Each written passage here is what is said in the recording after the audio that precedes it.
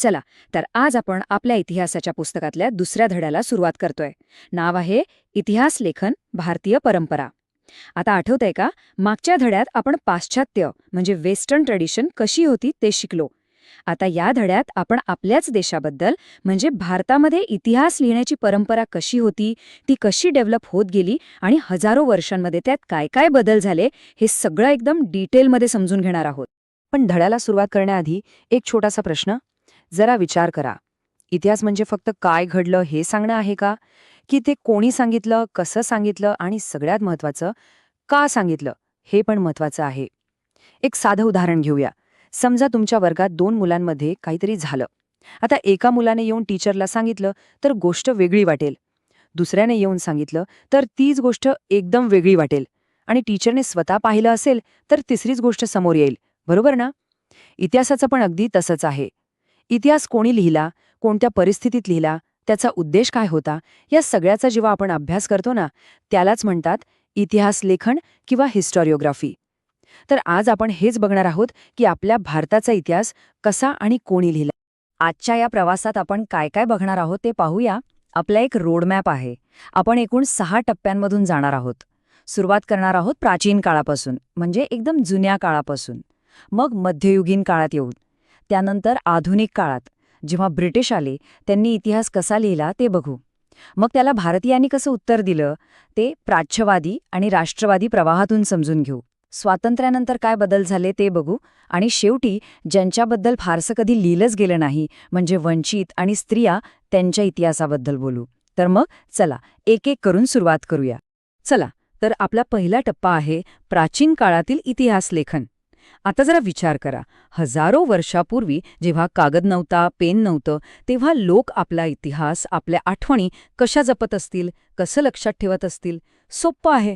तेव्हा सगळं काही तोंडी चालायचं. ओरल ट्रेडिशन म्हणजे काय, तर आपल्या पूर्वजांच्या पराक्रमाच्या कथा, देवांच्या कथा, समाजातले महत्त्वाचे प्रसंग, हे सगळं एका पिढीकडून दुसऱ्या पिढीकडे फक्त सांगून, ऐकून जपलं जायचं. जसं आपली आजी आजोबा आपल्याला गोष्टी सांगतात ना, अगदी तसंच. पण फक्त ऐकलेल्या गोष्टींवर आपण 100% विश्वास ठेवू शकतो का? नाही ना. आपल्याला काहीतरी पक्का पुरावा लागतो. आता फक्त तोंडी गोष्टींवर अवलंबून राहता येत नाही. आपल्याला प्रूफ लागतो. तर हा पुरावा म्हणजे सोर्सेस कसे विकसित झाले ते या टाईमलाईनवर बघा. सगळ्यात आधी आपल्याला हडप्पा संस्कृतीतल्या मुद्रा म्हणजे सील्स मिळाल्या. पण प्रॉब्लेम काय माहितीये? त्यावर काय लिहिलंय ती लिपीच आपण अजून वाचू शकलो नाही. त्यामुळे खरी सुरुवात झाली सम्राट अशोकाच्या काळात. त्याने काय केलं तर दगडी शिळांवर आणि मोठ्या मोठ्या स्तंभांवर आपले आदेश कोरले. हे तर परमनंट प्रूफ झाले. त्यानंतर पहिल्या शतकापासून नाणी, मूर्ती, ताम्रपट यांवर लेख मिळू लागले आणि 7व्या शतकापर्यंत तर बाणभट्टासारख्या कवींनी हर्षचरितसारखी राजांची चरित्र लिहायला सुरुवात केली. म्हणजे हळूहळू आपण तोंडी परंपरेकडून कायमस्वरूपी लेखी पुराव्यांकडे आलो. हा एक खूप मोठा बदल होता. आता हे बघा, हे त्या काळातल्या लेखी पुराव्याचं एक उत्तम उदाहरण आहे. सोहगौडा ताम्रपट. हा उत्तर प्रदेशमध्ये सापडलाय आणि असं मानलं जातं की हा मौर्य काळातला आहे. यावर ब्राह्मी लिपीत कोरलेला आहे. पण यात माहिती काय आहे?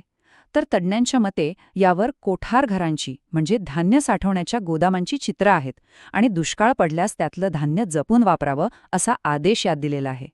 बघा, एका छोट्याशा ताम्रपटावरून आपल्याला त्या काळातली लिपी, त्यांची शासन व्यवस्था आणि दुष्काळासारख्या संकटांना ते कसे सामोरे जायचे याबद्दल कितीतरी महत्त्वाची माहिती मिळते. प्राचीन काळातला एक खूप महत्त्वाचा माइलस्टोन म्हणजे राजतरंगिणी. हा ग्रंथ कल्हण नावाच्या लेखकाने 12व्या शतकात लिहिला आणि हा काश्मीरच्या इतिहासावर आहे. आता याला इतकं महत्त्व का दिलं जातं? कारण कल्हणाने हा ग्रंथ लिहिताना आजच्या हिस्टोरियनसारखी एक सायंटिफिक मेथड वापरली.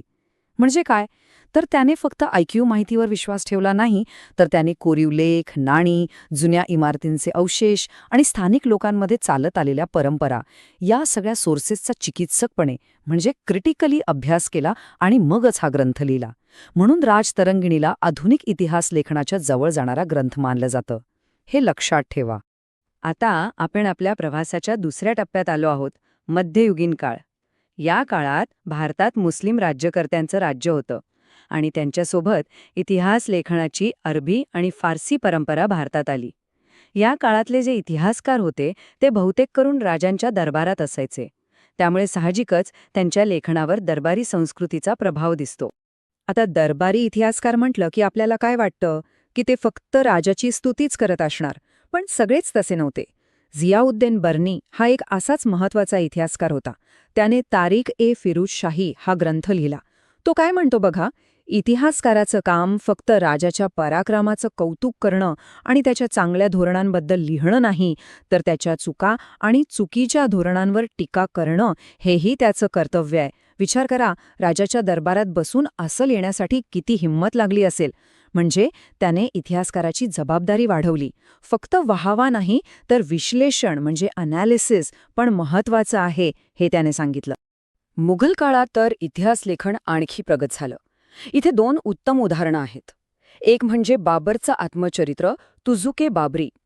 यात त्याने फक्त युद्धांबद्दल नाही लिहिलं, तर तो जिथे जिथे फिरायचा तिथले प्रदेश, तिथली अर्थव्यवस्था, लोकांची राहणीमान, वनस्पती, प्राणी या सगळ्याचं इतकं बारीक ऑब्झर्वेशन नोंदवलं आहे की ते एका पर्सनल डायरीसारखं वाटतं. आणि दुसरीकडे अबुल फजलने लिहिलेलं अकबरनामा. या ग्रंथाचं वैशिष्ट्य म्हणजे त्याची रिसर्च मेथड. अबुल फजलने सरकारी कागदपत्रांचा काळजीपूर्वक अभ्यास करून त्यातली माहिती खरी आहे की खोटी हे तपासून मगच लेखन केलं. त्याची पद्धत पक्षपाती नव्हती, ती रिअलिस्टिक म्हणजे वास्तववादी मानली जाते. So one is a personal account and the other is a formal researched history. ज्याप्रमाणे उत्तरेत फारसी भाषेत इतिहास लिहिला जात होता, त्याच काळात आपल्या महाराष्ट्रात एक वेगळाच, आपला स्वतःचा असा लेखनाचा प्रकार उदयास आला, तो म्हणजे बखर. बखर हा मराठी साहित्यातला एक महत्त्वाचा ऐतिहासिक प्रकार आहे. यात काय असायचं तर शूरवीरांची स्तुती, ऐतिहासिक घटना, लढाया आणि थोर पुरुषांची चरित्र. उदाहरणार्थ कृष्णाजी अनंत सभासद यांनी लिहिलेली सभासद बखर, ज्यातून आपल्याला छत्रपती शिवाजी महाराजांच्या कारकिर्दीबद्दल खूप माहिती मिळते. किंवा भाऊसाहेबांची बखर, ज्यात पानिपतच्या लढाईचं थरारक वर्णन आहे. बखरीतून आपल्याला मराठ्यांचा इतिहास समजायला खूप मदत होते. आता आपण येतो आधुनिक काळात. हा तो काळ आहे जेव्हा भारतात ब्रिटिश आले. त्यांच्या येण्याने फक्त राज्यच नाही बदललं, तर भारताचा इतिहास लिहिण्याची पद्धती बदलली. त्यांनी भारताचा इतिहास लिहायला सुरुवात केली, पण त्यांच्या लेखनावर त्यांच्या वसाहतवादी म्हणजे कॉलोनियल दृष्टिकोनाचा खूप मोठा प्रभाव होता. त्यांचा एक विशिष्ट पॉइंट ऑफ व्ह्यू होता, एक अजेंडा होता. ह्या काळातला संघर्ष समजून घेण्यासाठी ही स्लाइड खूप महत्वाची आहे. इथे 2 दृष्टिकोनांची थेट तुलना केली आहे. एका बाजूला आहे कॉलोनियल हिस्टॉरिओग्राफी. यांचा उद्देश काय होता तर भारतातल्या ब्रिटिश राजवटीला योग्य ठरवणं. त्यांचा दृष्टिकोन पूर्वग्रहदूषित होता. ते भारतीय संस्कृतीला कमी लेखायचे. याला उत्तर म्हणून भारतीयांनी जे लेखन केलं ते म्हणजे नॅशनलिस्ट हिस्टॉरिओग्राफी. यांचा उद्देश होता भारतीयांमध्ये स्वाभिमान जागृत करणे आणि स्वातंत्र्य लढ्याला प्रेरणा देणे. यांनी भारताच्या गौरवशाली भूतकाळावर, सुवर्णकाळावर भर दिला. तर हा एक वैचारिक संघर्ष ह्या काळात सुरू झाला होता. ह्या काळातल्या काही प्रमुख ब्रिटिश इतिहासकारांचीही उदाहरणं आहेत. उदाहरणार्थ जेम्स मिल याने लिहिलेला the history of British India हा ब्रिटिशांनी लिहिलेला पहिला ग्रंथ मानला जातो. पण त्याच्या लेखनात भारतीय संस्कृतीबद्दलचा पूर्वग्रह म्हणजे अ क्लिअर बायस दिसतो. दुसरा आहे जेम्स ग्रँडफ, ज्याने मराठ्यांचा इतिहास लिहिला, पण त्याने मराठ्यांची प्रतिमा नकारात्मक दाखवली. अर्थात सगळेच तसे नव्हते. विल्यम विल्सन हंटरसारख्या काही लेखकांनी तुलनेने निष्पक्षपातीपणे लिहिण्याचा प्रयत्न केला. पण एकूणच या लेखनावर वसाहतवादी दृष्टिकोनाचा ठसा होता, ज्याला नंतर भारतीय इतिहासकारांनी आवाहन दिलं. तर ब्रिटिशांच्या ह्या कॉलोनियल लेखनाला 2 प्रकारच्या प्रतिक्रिया आल्या. एक होती युरोपियन विद्वानांकडूनच, ज्यांना भारताची संस्कृती आणि परंपरांबद्दल कुतूहल आणि आदर होता.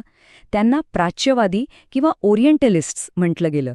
आणि दुसरी अधिक तीव्र प्रतिक्रिया होती ती खुद्द भारतीय विद्वानांची, ज्यांच्या लेखनाला आपण राष्ट्रवादी इतिहास लेखन म्हणतो. हे आहेत काही प्राच्यवादी अभ्यासक. डावीकडे आहेत सर विल्यम जोन्स, ज्यांनी 1784 मध्ये कलकत्ता इथे एशियाटिक सोसायटीची स्थापना केली. यामुळे भारताच्या प्राचीन साहित्याच्या आणि इतिहासाच्या अभ्यासाला खूप मोठी चालना मिळाली. उजवीकडे आहेत फ्रेडरिक मॅक्सम्युलर, एक जर्मन अभ्यासक. यांना संस्कृत भाषेबद्दल विशेष आदर होता. त्यांनी हितोपदेश या संस्कृत ग्रंथाचा जर्मन भाषेत अनुवाद केला आणि वेदांसारख्या महत्त्वाच्या ग्रंथांचं संपादनही केलं. यांच्यासारख्या लोकांच्या कामामुळे काय झालं, जेव्हा बाहेरचे लोक आपल्या संस्कृतीचं कौतुक करायला लागले तेव्हा भारतीयांना सुद्धा आपल्या इतिहासाची महानता कळायला लागली. आणि आता बघूया भारतीय प्रतिसाद.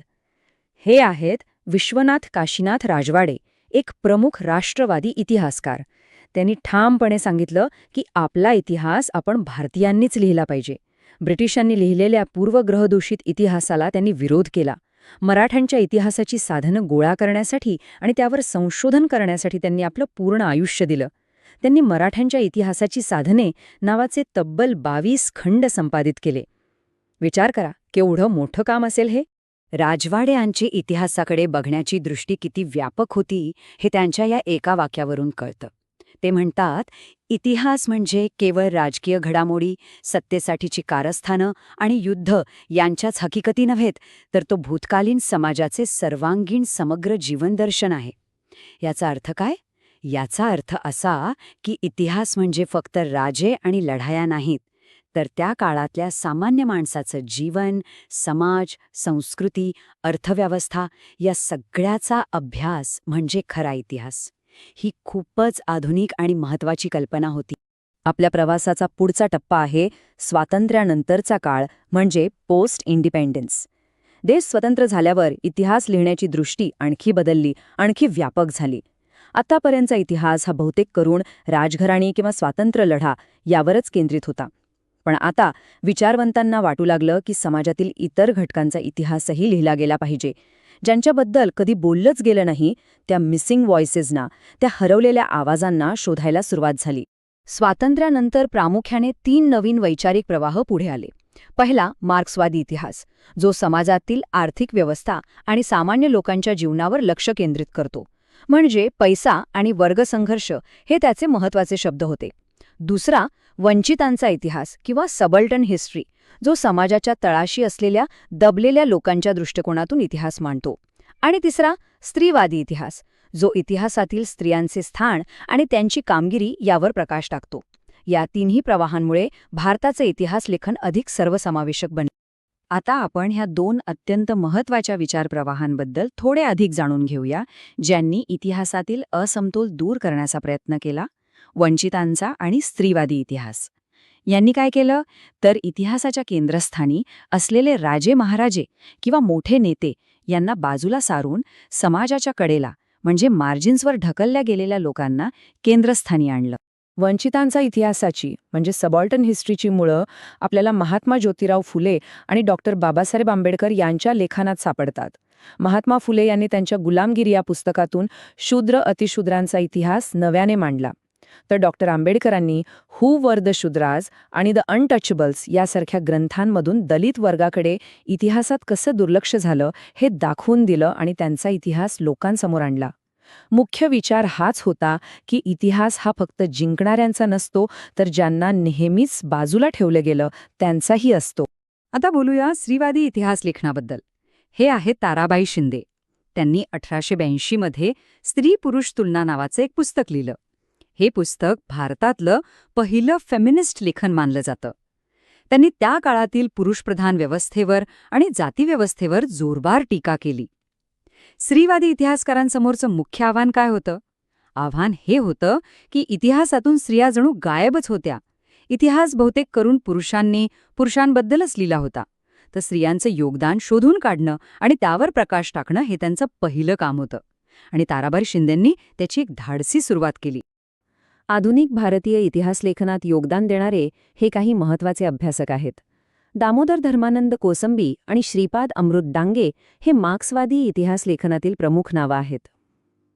रणजित गुहा यांनी वंचितांच्या इतिहासाच्या म्हणजे सबल्टन स्टडीजच्या अभ्यासाला एक महत्त्वाची विचारसरणी म्हणून ओळख मिळवून दिली.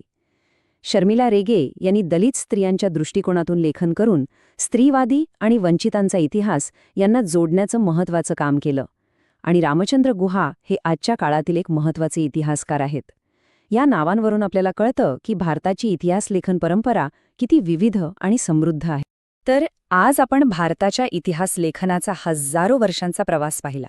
आपण प्राचीन काळातल्या तोंडी परंपरेपासून सुरुवात केली आणि मग कोरीव लेख, दरबारी इतिहासकार, ब्रिटिश लेखक, राष्ट्रवादी प्रतिसाद आणि स्वातंत्र्यानंतरचे मार्क्सवादी, वंचित आणि स्त्रीवादी प्रवाह इथपर्यंत आलो. यातून एक गोष्ट नक्की लक्षात येते की इतिहास कधीच पूर्ण होत नाही. तो सतत लिहिला जात असतो, नव्या दृष्टिकोनातून मांडला जात असतो. तर जाता जाता हा एक प्रश्न तुमच्यासाठी. जर आज तुम्हाला इतिहास लिहायची संधी मिळाली तर तुम्ही कोणाची गोष्ट सांगाल जी आजपर्यंत सांगितली गेली नाही? याचा नक्की विचार करा. हा धडा नीट समजला तर इतिहास हा फक्त तारखा आणि सणावळ्यांचा विषय नाही, तर तो एक जिवंत आणि सतत चालणारा संवाद आहे, हे तुमच्या लक्षात येईल.